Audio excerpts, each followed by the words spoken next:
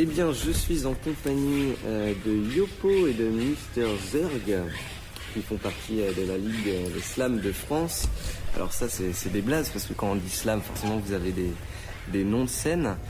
Rapidement, est-ce que vous pouvez nous remettre dans le contexte historique? Ça a été créé en 2009, je crois, la Ligue, pour justement la nécessité de créer cette association qui est en fait une fédération. Voilà pourquoi créer une Ligue Slam de France. Alors voilà, le mouvement slam est né à la fin des années 90 à Paris et puis a pris un petit peu dans les grandes villes. Mais il y a vraiment eu une explosion du mouvement slam au milieu des années 2000 dans toute la France, en province et dans toutes les villes, mais même dans des petits coins, vraiment. Et plein d'associations se sont créées à peu près au milieu des années 2000. Et donc du coup, il a fallu créer du lien, tout simplement, entre les pratiquants de Brest, avec les pratiquants de Reims, avec les pratiquants... Enfin voilà, il y a des slammeurs dans toute la France et des associations dans toute la France. L'idée était de créer une association qui puisse créer du lien. C'était une demande d'ailleurs de la part de la communauté, certains membres de la communauté slam en France, d'avoir une structure qui leur permette d'échanger sur l'expérience, sur la pratique, monter des projets ensemble, se rencontrer, se fédérer du coup en tant qu'organisateur. Donc on a répondu à la demande. Voilà. Et comment s'est fait le contact avec toutes ces associations partout en France? Alors du coup, quand on a lancé, nous on connaissait déjà pas mal de monde dans le milieu slam, et quand on a lancé la Ligue en 2009, on avait déjà une petite dizaine d'associations qui soutenaient la création de la Ligue et qui ont spontanément déjà par soutien rejoint le projet. Ensuite, on a proposé des adhésions aux associations qu'on connaissait pas, tout simplement. On a fait de l'info et puis plein d'associations ont rejoint comme ça. Ensuite, entre 2009 et 2011, pour fêter les adhésions des associations, des nouvelles associations, on a été organiser des scènes chez eux avec eux, faire des petits événements locaux. Et du coup, ça a encore plus créé de liens. Il y en a eu 16 comme ça dans toute la France. Et ça a créé encore plus de liens. Du coup, pour présenter cette ligue. Et la chose qui a été bien, c'est qu'il y a de plus en plus de slammers se joignaient au convoi en fait pour aller un coup à Rennes, un coup à Angers, un coup à Brest, un coup à Mende dans le sud. Enfin voilà, donc à Marseille. Et à chaque fois, ça devenait vraiment une scène où pas mal de slammers se retrouvaient. Et donc, la création de liens fonctionnait déjà à ce moment-là. Naturellement, le slam, la petite scène slam dans sa ville, elle a besoin d'ouverture vers les autres aussi, parce qu'on ne peut pas passer notre vie à pratiquer dans notre ville avec nos 10 poètes, quoi. Il faut qu'il y ait du lien, de l'échange, quoi. Ça doit être ouvert. Et donc du coup, on est des connecteurs. La Ligue est une association de connexion, quoi. Voilà. Vous préférez dire poète ou slammer? Alors, un slammer est un poète. Okay. Un slammer est un poète. Mais un poète n'est pas forcément slammer. Et un poète n'est pas forcément slammer. Effectivement, un slammer est un poète qui partage sa poésie oralement. Sur scène, sur des scènes collectives, qu'elles soient ouvertes, avec notes, sans notes, peu importe la forme, voilà. Tout comme tous les comédiens ne font pas forcément du match d'impro, tous les poètes ne se font pas forcément du slam, voilà. Mais le slammer est une espèce quand même qui se développe. Donc ça, c'est la Ligue nationale qui est basée. Vous êtes basé dans le 37, j'ai pas retenu la ville. Voilà, on est dans le bureau siège social est dans une petite ville qui s'appelle Ferrières-Larçon en Sud-Touraine. C'est pour ça que t'as pas pu retenir. Voilà, le bureau est là, mais voilà, je veux dire, c'est un réseau national. Ouais. On fait des réunions à Paris, on fait des réunions un peu partout. Voilà, c'est...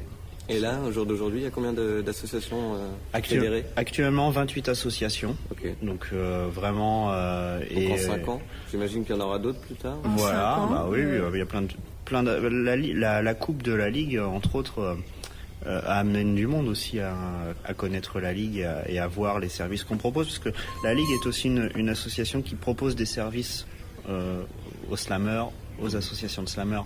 Donc voilà, on crée réellement un réseau, quoi. On est des connecteurs. On a mis comment je tournais ça, on a mis le mouvement en réseau pour mettre le réseau en mouvement. Voilà. C'est beau.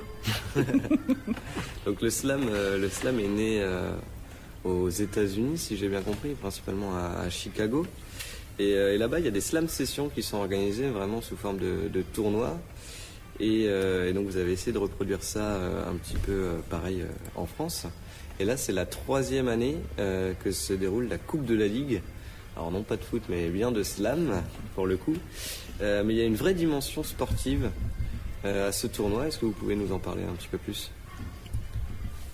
La dimension sportive, le slam de poésie, en fait, donc a été effectivement inventé en 1986, exactement à Chicago, par Mark Smith. Qui est un petit peu Slam Papi, comme on l'appelle. Voilà. Qui est un petit peu le parrain de cette coupe, puisqu'il était là les 2 premières années.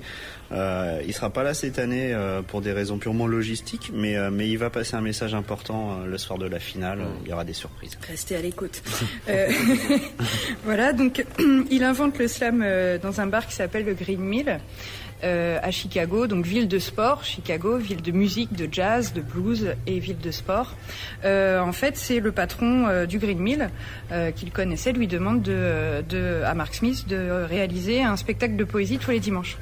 Mark Smith dit ouais, ok, sauf que créer un spectacle toutes les semaines, ça va être un peu compliqué. Donc il réfléchit à ce qu'il peut faire et en fait il se dit du coup je vais ouvrir la scène aux poètes, à ceux qui veulent venir participer, et pour créer de l'émulation, je vais mettre les règles du sport, appliquer les règles du sport à la scène de poésie. Donc les premières réactions, c'est mais t'es fou, ça va jamais marcher, n'importe quoi, se battre pour de la poésie, enfin se battre entre guillemets, mais bon, il se trouve que ça a marché dès la première soirée. Et de plus en plus de monde, de public est venu et écouter et participer. Et résultat, on est 26 ans après. Tous les dimanches, il y a toujours cette scène à Chicago, au Green Mill, depuis 26 ans. Voilà. Et grâce à cette logique de tournoi comme ça et de rencontres, en fait, le mouvement slam s'est développé dans le monde entier. Et vraiment, parce qu'il y a cette structure un peu sportive, quoi. Donc voilà, ça permet de mettre en avant toute une génération de poètes, aussi une nouvelle génération de poètes qui pratiquent la poésie orale. Et du coup, le slam, c'est évidemment un tournoi, mais c'est aussi une performance de poésie, dans le sens où c'est vraiment un poète qui performe, et c'est de la poésie vivante, et c'est un mouvement populaire qui est accessible à tous, puisque la scène est ouverte à tout le monde aussi. Le propos de Mark Smith au départ, c'était de rendre la poésie vivante, de remettre de la vie dans la poésie, parce qu'il y avait des lectures qui existaient, mais qui étaient un peu rébarbatives, on va dire ça comme ça, dans les années 80. Et du coup, les règles du sport ou de la compétition, c'est surtout un prétexte pour amener les gens sur la scène à partager leur poésie. Un prétexte pour impliquer le public, parce que c'est très dynamique, mais un prétexte aussi pour pousser le poète à performer aussi. Un slammer, il doit pas être le meilleur, il doit donner le meilleur de lui-même sur scène, en fait. C'est vraiment la philosophie du sport. Voilà. Oui, donc là, c'est ce qui se passera à Tours, là, c'est du 2 au 5 mai, à jouer les Tours, plus précisément. C'est la finalité du tournoi. Il y a eu plein de présélections, de sélections qui ont été faites au niveau de la région. Des régions, même au-delà de la métropole, en Outre-mer. Et donc ça, c'est grâce au réseau de la fédération, j'imagine, que ces sélections ont pu... Voilà, parce que, alors même si les notes... le tournoi, c'est un prétexte, on fait quand même les choses sérieusement.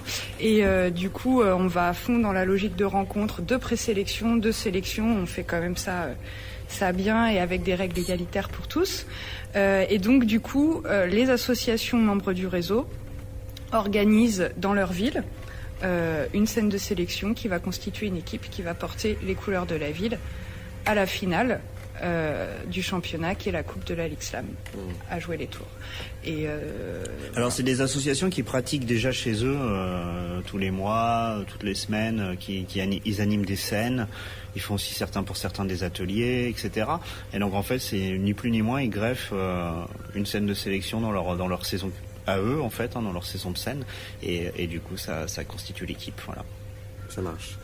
Et donc là, pour le tournoi, quelles sont les conditions pour les slammers sur scène? Est-ce qu'il y a des contraintes? Voilà, alors c'est des contraintes qui sont pas des contraintes stylistiques, mais c'est des contraintes, on va dire, c'est des règles égalitaires, donc c'est 3 minutes maximum. Bon, évidemment, on ne coupe pas le micro parce que un poète ne censure jamais un poète, mais si le poète dépasse les 3 minutes, il a des points de pénalité. Voilà, ça c'est le sport. Mais donc voilà, mais c'est aussi avant tout 3 minutes pour permettre à tout le monde de participer, vraiment, ça c'est quelque chose qui est important. Et donc les autres règles égalitaires, c'est sans musique, sans accessoires. accessoires, sans instruments, sans déguisement. C'est pas du théâtre. Il n'y a pas de mise en scène. Le poète est tout seul sur scène et il partage sa poésie. Voilà, donc c'est pour mettre tout le monde à égalité. C'est pour aussi faire en sorte. Enfin, c'est une pratique de poésie orale, donc qui a pas besoin d'autre chose. Voilà, c'est performance de poésie, quoi. Il y a plusieurs championnats qui sont organisés plus ou moins en même temps. Il y a un championnat individuel, donc là tu parlais d'un slammer avec sa performance à lui.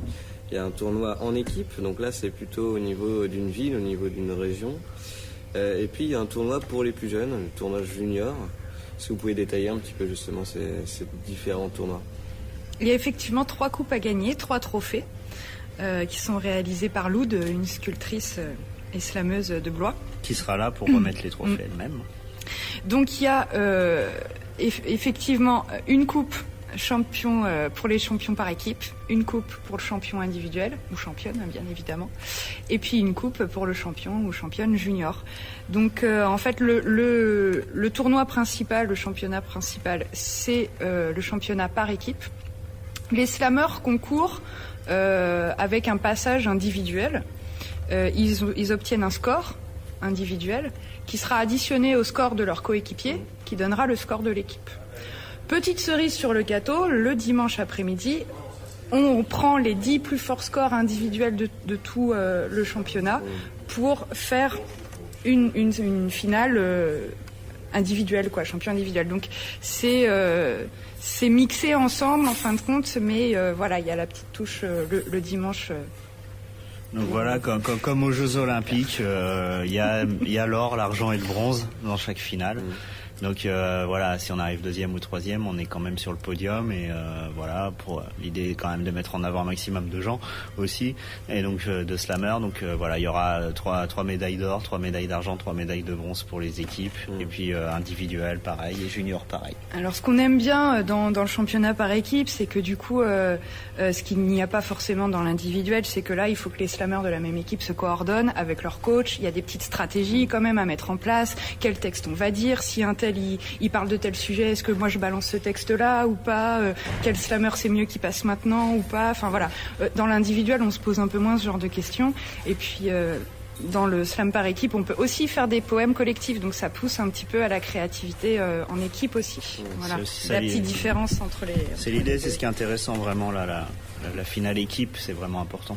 Voilà, et puis pour finir, du coup, la Coupe Junior qui aura lieu le dimanche après-midi à partir de 13h. Donc là, c'était l'idée de pouvoir donner l'opportunité aux jeunes de 0 à 18 ans, hein, donc de pouvoir s'essayer eux aussi sur un tournoi et puis remporter un trophée, quoi. Donc l'année dernière, on a carrément des jeunes qui sont descendus de Lille. On a une jeune, c'est la championne de l'année dernière justement, qui a 14 ans, qui s'appelle Mirage, qui est venue de la Réunion pour concourir à la Coupe Junior. Qui est repartie avec la médaille d'or, donc elle a pas perdu son voyage. Voilà, et un jeune de Marseille aussi qui était monté. Donc voilà, des locaux évidemment. Enfin voilà, c'est ouvert à tous les jeunes, donc juste avant la scène. Donc là, il n'y a pas de présélection. Voilà, il n'y a pas de présélection parce qu'en fait, c'est volontairement un temps, un championnat qui est dans la logique de leur permettre de participer à une scène comme les adultes le font en dehors du cadre scolaire, sur une initiative personnelle. Il y a déjà des tournois inter-écoles, interscolaires dans certaines régions. L'idée sur la coupe, on n'a pas encore de tournoi interscolaire sur la coupe. On en aura peut-être à l'avenir, mais l'idée première était de permettre aux jeunes de pouvoir être acteurs de leur pratique et du coup de se dire voilà, hors du cadre scolaire, si je veux aller tenter un championnat, participer à une scène, je le fais de ma propre initiative. Parce qu'aujourd'hui, il y a de plus en plus de jeunes qui pratiquent le slam dans des ateliers, etc. et qui montent sur scène, quoi. Donc voilà, c'était ça l'idée. On en a dans les bars de toute façon, hein, sur nos scènes mensuelles. On a toujours quelques jeunes qui participent. La plus jeune, il y a quelques années, avait 7 ans. Là, le plus vieux est maintenant majeur. Mais donc voilà, on s'est dit, il faut aussi proposer cet espace-là, quoi.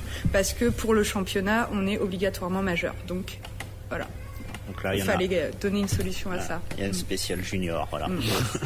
Donc pour les majeurs, oui, on voit bien la dimension sportive avec une équipe, un coach.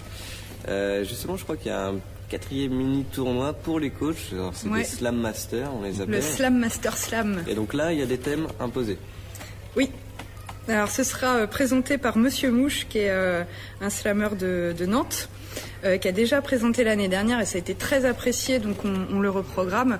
En fait, les coachs, ils viennent accompagner leur équipe, mais eux, ils vont pas dire de poèmes, sauf s'ils participent aux scènes ouvertes qu'il y a chaque jour sur le festival. Donc l'idée, c'était de leur dire, si, on va carrément faire un tournoi que avec les coachs des équipes, donc avec les 12 coachs qui accompagnent les équipes. Et là, effectivement, Monsieur Mouche contourne les règles et se dit, au contraire, on va rajouter plein de contraintes, des accessoires, des costumes, des danses, voilà.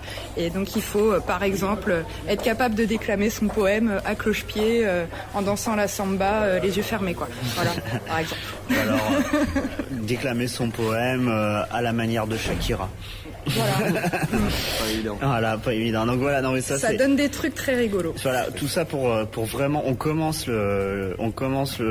l'événement, le championnat, le festival, on le commence par ça pour aussi complètement montrer que tout ça n'est pas sérieux et que tout ça c'est un grand jeu. Et que voilà, je veux dire, on se prend pas au sérieux malgré tout, et que c'est même si on organise ça sérieusement, voilà, on le prend pas, faut pas se prendre au sérieux. Et la poésie, c'est avant tout fait pour être partagé, et c'est ça vraiment la dynamique et la volonté, quoi. Donc qui dit tournoi dit forcément jury. On n'en a pas parlé tout à l'heure, on parlait des prix. Au niveau du jury, c'est le public qui élit son slammer préféré. Voilà. Alors voilà, c'est avant la scène. Alors on l'a même mis sur le fly. Hein, c'est toi public qui élira les champions 2013. Qui élira les champions 2013. Oui, tu as un grand rôle à jouer, toi, public. Donc voilà, c'est l'idée que le public dans le slam, il y participe, hein, parce que de toute façon le slammer il vient du public pour monter sur scène déjà. Et puis voilà, l'idée c'est que de casser la frontière entre la scène et le public, et c'est très dynamique. Donc le public il est aussi juge de ce qui se passe sur scène. C'est vraiment ça l'école de la vraie scène, hein. C'est vraiment le public qui décide de ce qu'il aime ou de ce qu'il aime pas. C'est une très bonne école pour les poètes, ça, justement. Et en fait, du coup, il y a 5 juges qui sont des gens qui se portent bénévoles pour faire jury, pour donner leur avis, avec des petites plaquettes de notes, et puis ils vont mettre des notes au passage de chaque poète. Voilà. Okay. Voilà. Donc voilà, je dis souvent qu'on peut très bien gagner une scène, être champion de slam un soir et le lendemain le slam repart. Je veux dire, c'est vraiment, on peut gagner avec un texte, et puis si on le faisait avec un autre public le lendemain, on perdrait, parce que c'est pas le même public, c'est pas le même jury. Donc il y a toujours une part d'aléatoire, et c'est pour ça que voilà, il n'y a pas de figure à imposer, ça peut pas être complètement sérieux dans le principe, puisque il y a toujours cette part d'aléatoire, de coup de cœur, etc. Et le public vote pour le slammer qu'il préfère, surtout pour le réentendre en finale. Voilà, puisqu'il n'y a pas de lot fantastique à gagner dans le slam, hein. Vraiment, on vote pour celui qu'on a envie de réentendre. Et au-delà du championnat, il y a pas mal de choses d'organiser. Tu disais qu'un slammer vient du public. Justement, il y a une scène ouverte qui est organisée. Il y a même des expositions, des ateliers, des concerts et même des balades slamées. Alors, est-ce que vous pouvez détailler un petit peu justement toute cette programmation culturelle qui tourne autour de ce championnat? Alors oui, il y a pas mal d'expos, puisque en fait l'idée c'est qu'on utilise le terme festival parce qu'il y a le championnat, mais il n'y a pas que ça. Donc du coup l'idée c'est de dire que dans le même temps, dans le même événement, on va essayer de faire le festival de tous les slams et de toutes les pratiques de slammeurs. Donc en fait il va y avoir des slammeurs qui ont des projets artistiques à présenter, qui vont au-delà des 3 minutes sur scène, donc des projets musicaux, il peut y avoir des projets de spectacle, il peut y avoir plein de choses, et en fait on essaye de mettre tout ça dans le même événement. Donc du coup on commence le jeudi avec une balade slamée. Donc ça c'est une slameuse qui s'appelle Aurénoque de Reims qui va animer ça. Ça se passera au parc de la Gloriette, et en fait elle a un concept, hein, vraiment. Alors on n'est pas obligé d'être slameur, on peut aussi avoir juste des oreilles, hein, pour y venir, hein, et avoir envie de rencontrer des gens et d'écouter de la poésie, hein. Ça c'est sur tous les temps d'ailleurs, hein. Donc voilà, balade slamée. C'est à travers une association, ça. Voilà, c'est une association qui s'appelle La Langue de Bois. La Langue de Bois. Voilà, à Reims, et elle organise souvent ça, des balades slamées là-bas. Donc là, elle va le faire ici. Donc voilà, il y a un concert de la Bête Aveugle juste avant la finale le samedi, qui est un groupe spoken word avec des slammeurs. Voilà, donc poésie mise en musique, plutôt plutôt punk rock dans l'ambiance. Très très bon groupe qui commence un petit peu, qui est un groupe récent, qui a moins d'1 an. Donc voilà, il y a des concerts comme ça, il y a des spectacles. On en a un petit peu moins cette année parce que il y a le 1er mai au milieu de la semaine. Bah oui, mais dès le 2 mai, soirée à la Belle Rouge à Jouer les Tours, on a un spectacle de poésie pas chiant. Voilà. Donc pour tous ceux qui se disent que la poésie c'est bien mais bon c'est chiant, et bah pas du tout. Donc voilà, c'est 3 slammeurs et slameuses de Rennes de Slam Connexion exactement association qui viennent nous faire ce spectacle là pour la soirée à la Belle Rouge avant le tournoi de constitution de l'équipe de Jouer les Tours qui portera les couleurs de la ville dès le lendemain.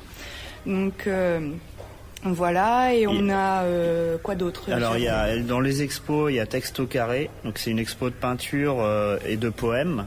Voilà, donc il y a une expo sur Pablo Neruda, puisque ça c'est un petit peu d'actualité, une expo qui a été créée par l'association Slam La Cour. Quelque chose comme ça, de la Réunion. La Réunion. Il y aura un forum associatif aussi, c'est-à-dire que du coup on propose aux associations qui viennent, qui amènent des équipes ou qui font partie du réseau, de présenter leurs productions aussi. Donc ça peut être des disques, ça peut être des livres. Entre autres, on a des recueils. On a Univers Slam qui a créé un petit peu la première collection de bouquins de slammers qui sera là et qui présentera tous ces bouquins.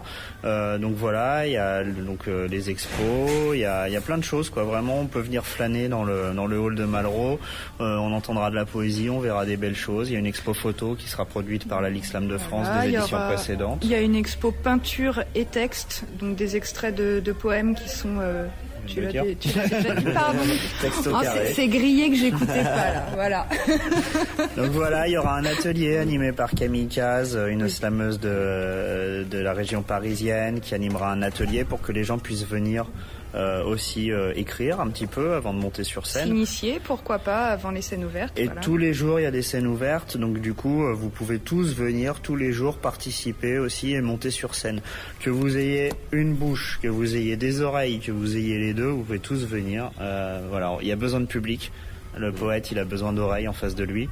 Et il a plein de choses à dire. Il a plein de choses à dire. Si vous êtes poète, vous pouvez venir et monter sur scène. Si vous n'êtes pas poète, vous pouvez venir et écouter les poètes. Simplement. Ok. Donc la manifestation, la Coupe de la Ligue, on rappelle, ça se passera du 2 au 5 mai.